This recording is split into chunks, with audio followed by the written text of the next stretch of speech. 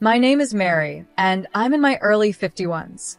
I've been married to James for 21 years, and our life is mostly peaceful and happy. Even though we don't have children, we're content. James is 3 years older than me, and he works at a regular company. He hasn't really changed much over the years, but because I only work part-time, we have a little extra money to spend on nice things. Our marriage has been steady, without any big problems. But then, something small happened that shook up our calm life. It all started when I learned that my father had passed away and I inherited his apartment. After James and I got married, my father moved into a new, modern 3-bedroom apartment. Meanwhile, James and I lived in my childhood home, a 5-bedroom house full of memories. My father had given it to us as a wedding gift, and he was happy for us to start our life there. I was so touched by his gesture. When my father passed away, I inherited his apartment. I loved that place, so I decided to rent it out right away. But one day, during a conversation with James's family, an unexpected suggestion came up.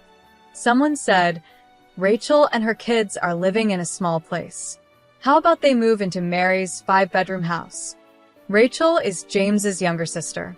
She's divorced and raising 2 kids in a 3-bedroom apartment, which is probably a bit cramped for them. To be honest, my relationship with Rachel hasn't been great. Every time we meet, she makes little sarcastic comments about the fact that James and I don't have kids yet. James and I got married just before we turned 32, and ever since then, Rachel has been making these remarks. As I got older, her comments became even more cutting, like, "You're over 32 and still no kids?" Or, "Don't people see you as less of a woman without children?" What hurt me the most was something she said after my father passed away. She looked at me and said, "It's a shame your father never got to see a grandchild." That really shocked me and left me feeling numb. Rachel is actually 5 years older than me, so instead of a younger sister-in-law, she feels more like an older one. We've always tried to be kind to her and treat her like family, but those remarks really stung. I naturally built a wall in my heart against Rachel. I'm an only child, and my father was my only family. Losing him was hard enough, but Rachel's words made it even worse. Some time had passed since my father's death, and I hadn't seen Rachel for a while. Then, out of nowhere, my mother-in-law brought up something unexpected. She said, Rachel is willing to pay $1,000 a month in rent. When I saw the smug look on her face, I was too shocked to say anything. The apartment we lived in was old, but we took good care of it, and it was still in good shape. There was a big mall nearby, and transportation was easy with buses and trains. If we rented out the apartment, I thought it would go for at least $2,500 a month. But $1,000? That was unbelievable. Didn't they know the going rate for this area? Renting out such a spacious 5-bedroom apartment for only $1,000 a month was ridiculous.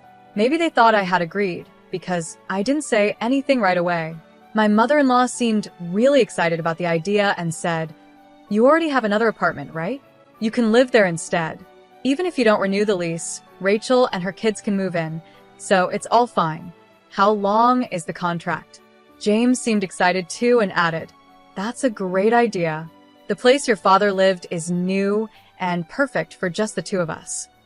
At this point, the conversation was moving forward without even considering our thoughts, and I started to panic. I couldn't help but blurt out, "Isn't there an option for all of us to live together in this apartment?" James's parents had a big house, and they were the only ones living there. They even had rooms for both James and Rachel, so I thought it would be fine if they all moved in. After all, they said they wanted a bigger place. Normally, before making decisions like this, you talk with the family. But moving in with James's parents would mean Rachel's kids would have to change schools, and they seemed worried about the cost and hassle of getting new school uniforms and gym clothes. I didn't want to directly say I didn't want to rent the apartment to Rachel in front of my mother-in-law, but I said, "This is my hometown. I can't just leave so easily."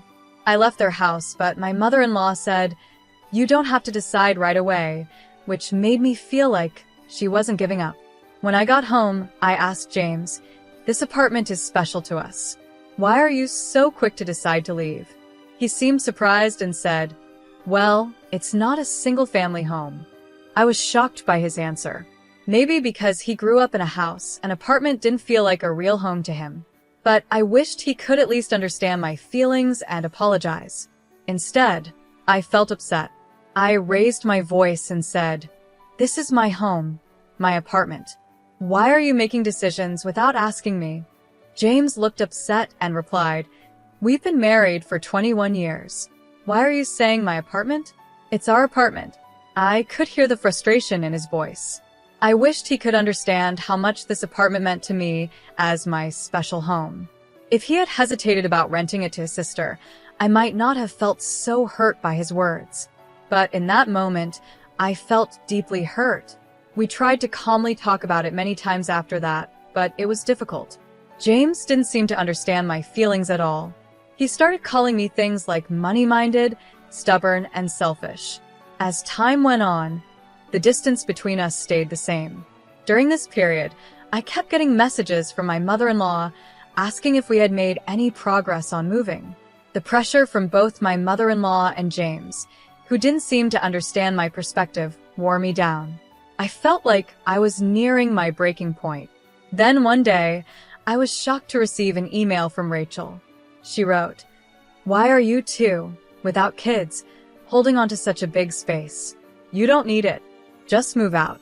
I hadn't heard from Rachel since we started talking about the apartment, and now here she was, telling me to leave. I never imagined she would send such a blunt message. Reading her email, I reflected on everything I had been through and felt a wave of self-doubt. The idea of divorce crossed my mind several times. Each time, I tried to calm myself, but I was reaching my limit. I decided to visit the local government office to start the process for a divorce. I also reached out to a specific place to understand the next steps. A few days later, with a clearer mindset, I went to the court. After checking, I found out that both the apartment we lived in and the one I was renting out were in my name. It was legally mine. Confirming this gave me the strength to confront my situation with James. I thought about what I needed to do next and decided we needed to talk seriously. I told James, "I've said this many times, this is my house. I can't stand the idea of renting it to Rachel. I don't want to give my home to someone who treats me poorly. Please talk to your mother and Rachel about this." James's face darkened like he was tired of the conversation. I had already told him about all the hurtful things Rachel had said to me and how much I disliked her behavior. I wanted him to understand my feelings, but instead, he sided with Rachel, saying, "Rachel is right." It was then that I realized how things had truly changed. I could have gone through with a divorce at that moment, ending the pain I was feeling. But I couldn't bring myself to end a 21-year relationship so quickly. Deep down, I was ready for divorce if James rejected what I had to say. Still, I thought to myself, maybe I'm being too sensitive about Rachel. Maybe she isn't being as condescending as I think, and I'm just exaggerating things. James didn't get it though. He said, "I really don't understand why you feel this way." His words hurt. Was I the only one feeling like this? I asked him, "If that's how you feel, will you sign this?" And I handed him the divorce papers. James looked shocked but quickly replied, "Do you really want to end our relationship over something so small?" He didn't understand that it wasn't a small issue to me. "I'm serious," I said, looking him in the eyes. "I care about Rachel too, but lately, things between us have changed. I don't feel the same love anymore, so I'm leaving." My heart ached when I saw how casual James was about it, smiling like it wasn't a big deal. It made me feel like he didn't understand how deeply this was affecting me, and I felt tears start to well up. I just wanted him to leave sooner rather than later. James then said in a softer tone, "Maybe Rachel and my mother don't really want to get along with you. Have you ever thought that because you always focus on yourself, our relationship has suffered?" His words stung again. We had always misunderstood each other, even while trying to make things work. I think it's impossible to fix our relationship now, no matter how much we talk. "I can't imagine a future with you anymore," I said calmly. "If you can't understand my feelings, then we'll have to go through with the divorce." James looked both surprised and sad as he asked, "Do you really feel that way?" Then he left the house without saying anything else. He didn't sign the divorce papers, and he left all his belongings behind. A few days later, James came back. He looked sad and unsure. "What should we do from here?" he asked quietly. I could tell he thought I might forgive him if he acted humble, but my mind was already made up. There was nothing left to discuss. "If you agree to the divorce, sign the papers," I said. "If not, we'll have to take legal action. And by the way, I've decided to let go of this house." I had been thinking about selling it for a while. The day I went to get the divorce papers, I talked to Mr. Eric, an old friend of my father's. I'd known him for years. When I was a child, Mr. Eric was always by my father's side until the very end. He even attended my father's funeral and gave me his business card, telling me to reach out if I ever needed help. The card had the details of his law firm. Thanks to Mr. Eric, I was able to get help from a legal advisor to deal with my father's inheritance. When I told Mr. Eric about my situation, he gave me honest and helpful advice. He explained the importance of checking property ownership, dealing with divorce complications, and other tips that helped protect me. After James left the house for a while, I decided to sell the apartment. I quickly contacted real estate agents to start the process. I also informed Mr. Eric about my rocky relationship with James and how he refused to sign the divorce papers. Asked for his help in handling the divorce. When James found out I was selling the apartment, he was shocked and angry. "You always said this was our family home. Are you really going to sell such an important place? After all the concern you had about Rachel, you're being selfish," he said. But his words didn't affect me anymore. I looked him straight in the eyes and asked, "Do you have anything else to say?" James seemed surprised but quickly began arguing. "Why would you make such a big decision on your own? The apartment may be in your name, but after a divorce, there should be a division of property. This place belongs to both of us, right?" James was clearly emotional and desperate, but I calmly smiled and responded, "Actually, this apartment has been in my name since before we got married. I checked with my lawyer, and anything owned before marriage isn't part of the property division." Selling the apartment was difficult, but I didn't want to hold on to painful memories in this home. With the advice from Mr. Eric about property laws, I decided selling was the best choice. When James realized the truth, his attitude changed quickly. "I'm sorry," he said. "This place means a lot to you, but it hasn't been sold yet, right? Please reconsider. Let's give it another try. I'll talk to Rachel and Mom. Just stop the divorce and the sale of the apartment."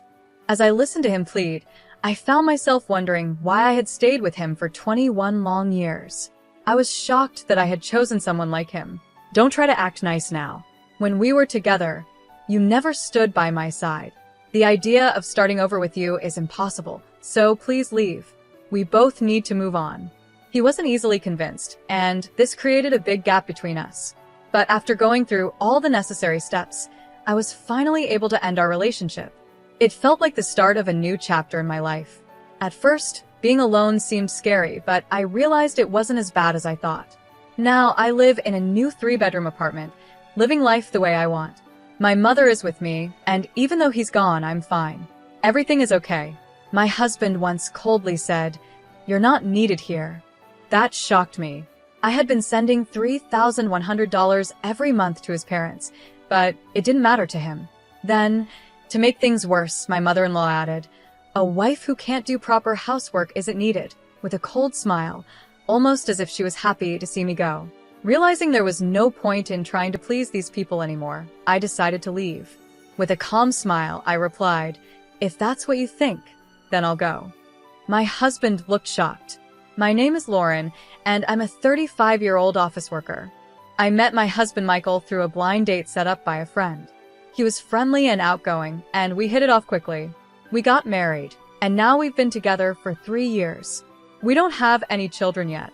Before we got married, Michael lived with his mother. When we got married, he suggested building a new house on his family's property. He said, 'I'm worried about my mom living alone. I want to be with her, but I also want us to have our own life together. I think this is the best idea.' I asked, 'But won't we have to get a mortgage for the house?' Michael reassured me, 'The house will be paid for with the inheritance my father left me. We won't need a mortgage, and the land is free. The house will be in my name, and we can just support my mom with monthly payments. What do you think? Does that sound okay? I wondered, aren't you worried about your mom's finances? Michael replied, we'll be helping her, and she has income from her part-time job and her pension, so everything will be fine. It seemed like a good plan, and Michael even said, when you work late, my mom can help with the housework. It will make things easier for you. We would live in separate houses, but on the same property. I was excited about starting our new life together and building our dream home. Having help with housework during busy times seemed perfect. But later, I realized how naive I had been. In the beginning, our marriage was wonderful. We were both busy with work, but the house was easy to maintain, and everything seemed fine. My mother-in-law had her part-time job and didn't visit us too often. We shared the living expenses, and things felt balanced. One day, though, Michael brought up a new idea. He said, I'll take care of all the household expenses, so can you transfer the regular payment to Mom every month? I want you to handle that. I was surprised and asked, how much will it be? He said, maybe about $2,200 a month. But when I did the math, I realized $2,200 was less than what we had been sending. So, without telling Michael, I decided to continue sending $2,800 a month to his mom. That amount took a big chunk out of my paycheck, but with other expenses like utilities, groceries, and medical bills, Michael was still covering most of the costs. His salary went into our joint account, and from there I made the payments and added the rest to our savings. This arrangement worked for about a year. However, when my mother-in-law quit her part-time job and started visiting more often, things began to change. One day, she said, I'm getting older, so I decided to quit my job and take it easy. Michael responded, that's okay, Mom. You don't need to worry anymore. We're here for you. Thank you, Michael. You've always been so kind, she said. At first, it was nice to see them getting along. But then she started to criticize the way I kept the house. It looks like you haven't been cleaning properly. There's dust everywhere. This is unacceptable. I apologized. I'm really sorry. I've been busy with work and haven't been able to keep up with everything. That's just an excuse, she said. You're living in Michael's house, so the least you can do is take care of the basic chores. And I've heard you take shortcuts with cooking, too. Is that true? I sometimes make simple meals when I come home late from work, but I still do my best, I explained. Then she said something that really hurt. Maybe it was a mistake choosing you as Michael's wife. After all these years, the fact that you still don't have children is also a problem. Her words stung, and I realized that things had taken a serious turn for the worse. I felt like not having children wasn't entirely my fault, but arguing about it would only cause more problems. Originally, my mother-in-law had promised to help with household chores when things got tough, especially since we were living on the same property. However, it seemed both Michael and my mother-in-law had forgotten that promise. Now, whenever she was around, she constantly criticized me, so I decided to just ignore her comments. Amid all this, a bigger issue arose. Our joint account balance was getting low because Michael's salary hadn't been deposited for 5 months. I confronted him, asking, why hasn't your salary been deposited? What he said next shocked me. He had quit his job and was looking for a new one. I thought he had been going to work every day, but he had actually been job hunting. Why did you quit without telling me? This is serious, I said.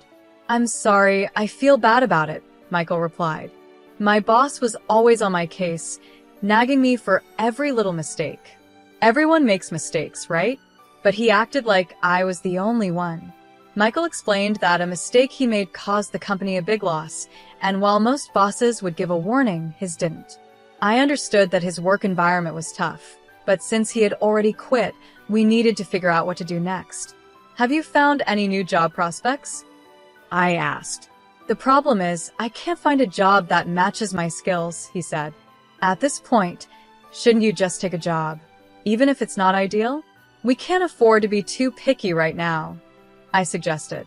But Michael insisted, no, I want to choose carefully for my next job, where I plan to stay until retirement. What about our finances? I asked. Well, you're working too, so you can help support us for a while, right? He replied, as if it were no big deal. I realized he wasn't going to change his mind, so I decided to endure until he found another job. But with our income so low, after sending money to my in-laws, there was barely anything left. We had to dip into our savings, which were almost gone. To make up for this, I decided to work more hours to increase my income. Luckily, my workplace valued me, and they agreed to let me work overtime. However, when I returned home late, my mother-in-law would often be waiting for me, ready to criticize. I couldn't help but wonder, how did it come to this? I can't believe a daughter-in-law doesn't do any housework, my mother-in-law said angrily. I'm sorry, it's because of work, I tried to explain. Making excuses, going out to play, and then asking Michael for more money? I need money for living expenses and the remittances. My salary alone isn't enough, I said. Hearing this, my mother-in-law got even angrier, complaining about just $2,800? You live in Michael's house for free and don't even do any chores. Unbelievable. It was shocking to me that she thought $2,800 was nothing. I worked hard to earn that money. It seemed like she took the monthly payments for granted and didn't appreciate their value. She added, because you don't do the housework, I have to, or Michael suffers. It's hard dealing with such an incompetent daughter-in-law. Even though she acted like she did all the work, my mother-in-law often bought ready-made meals from the store and only did laundry for herself and Michael. The kitchen was always left messy, with dirty dishes everywhere. Michael and my mother-in-law always had their meals prepared, but not for me. I was usually told to eat whatever was left over.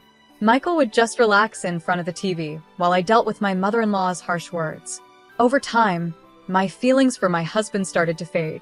His job search wasn't going well, and he was too proud to apply to anything less than top companies. A year had passed, and he still hadn't found a job. He just spent his days doing nothing.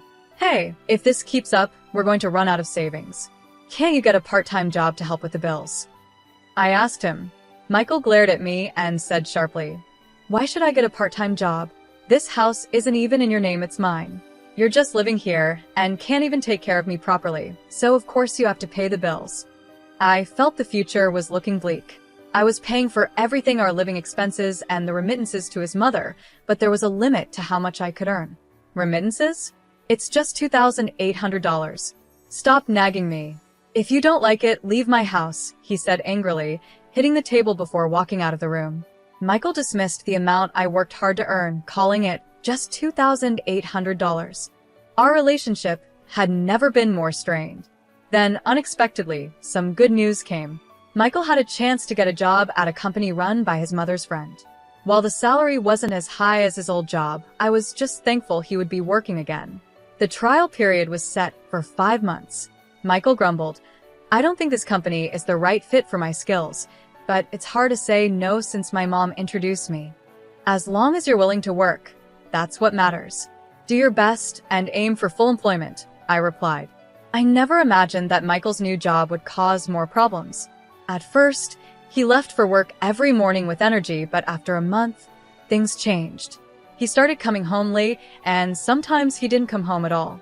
His jacket smelled like a woman's perfume that I didn't recognize. On top of that, he stopped contributing his salary to our household and even started withdrawing money from our joint account without asking me, while still sending the monthly remittance to his mother. I decided to stop putting my salary into the joint account, which made Michael furious. He confronted me, asking, why aren't you putting money in the account? The balance is almost zero. Where is your salary going? You're not paying for the living expenses. Tell me how you're using the money. I told him, that's not fair. Am I the only one earning and managing our household? If you contribute, I will too. Michael shot back. This house is mine. It's only natural for you to contribute. I was shocked by how he expected me to use my earnings for his spending, pay the remittances to his mother, and cover all the household costs. I also started to suspect he was having an affair, though I didn't have proof yet. I decided to investigate. Since I couldn't afford to hire a private investigator, I had to do it myself. One night, while Michael was asleep, I used his fingerprint to unlock his phone. I found messages with a woman named Julie, and the content was shocking. The messages said things like, I really enjoyed our date today. I wish we could be together forever. And would you consider marrying me? I'll get rid of my wife. Wait for me, can't wait to start our life in a new home.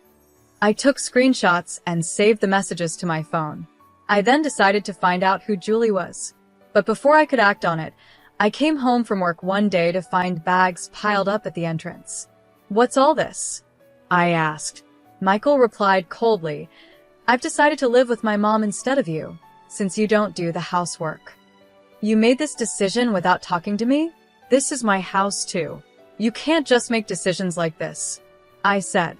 He responded, "You have no right to complain. Since I'm paying for the remittances and living expenses, I can decide what happens here. It's better with my mom around, so you should leave." To make matters worse, my mother-in-law also chimed in, saying, "A wife who doesn't do housework is useless," smiling like she was happy to see me go. At that moment, I realized it was pointless to keep trying with these people. I made my decision in that moment. "First, please sign this," I said, pulling out the divorce papers I had prepared from my bag and handing them to Michael. Confused, he asked, "When did you prepare this?" "The day you told me to leave the house. I got them right after you said that," I replied calmly. Michael was surprised, but eventually he agreed and signed the papers. I signed them as well and said, "I'll submit these to the city office. I'll arrange for a moving company to get my things out as soon as I find a new place. I want you out as soon as possible." My mother-in-law yelled at me, but I ignored her. I packed the essentials into a bag and headed to my parents' house. They were surprised by my sudden arrival, but they welcomed me with open arms, understanding that something was wrong. The next day, I took some time off from work and began to take action. First, I submitted the divorce papers to the city office. Then, I started looking for a lawyer to help with the divorce process and any compensation I could claim. I also began searching for a new place to live. It was a busy time, but I felt a sense of fulfillment as I moved forward with my life. I found a nice, modern apartment perfect for a single person and hired a moving company to help with the move. On the day of the move, I returned to the house while Michael was at work, but his mother was there. The movers took my furniture, appliances, and other belongings, piece by piece. "You're taking everything? The house will be so empty," she said. "These are all the things I bought when we got married. I used my savings to get the furniture and appliances. Since the house is in Michael's name, these items are mine," I explained. She couldn't argue and was clearly frustrated. After moving into my new, luxury apartment, I started enjoying my independence. I was able to use all my income for myself, and thanks to my hard work and overtime, I got promoted and my salary increased. Life went on like this for about 5 months. Then I started getting a lot of calls from my mother-in-law. I regretted not blocking her, but eventually I gave in and answered one of her many calls. "Hello, Lauren, can we talk?" she said. "What do you want?" I asked, tired of her persistence. "Please, can you come back?" she pleaded. "What?" "I thought you wanted me to leave." "I'm sorry. I've thought about it and reflected on everything," she replied. She wanted me to start sending her $2,800 again, just like before. I couldn't believe how selfish she was. She explained that Michael's affair at work had been exposed, and he couldn't get a regular job anymore, only part-time work. He and Julie had started living together, but Julie didn't like living with his mother, so she moved back to her old home. Without the money I used to send, she was struggling to survive on her pension. "I have nothing to do with you anymore. I won't send you any money," I said firmly. Then I blocked her number and also blocked Michael's. I didn't want any more contact with either of them. But a few days later, Michael showed up outside my workplace. "Lauren, I'm sorry. Can we start over?" "I'm in trouble," he said, clearly desperate. I was shocked to see him there. He explained that living with Julie hadn't worked out because she couldn't do housework, and after the affair became public, he felt uncomfortable at work and quit. Their relationship fell apart because of their financial struggles and constant arguments, and Julie had left him. "It's too late," I told him. "I don't want to see you again. If you try to ambush me like this again, I'll call the police." He shouted, "Wait," as I walked away, but I ignored him and went home.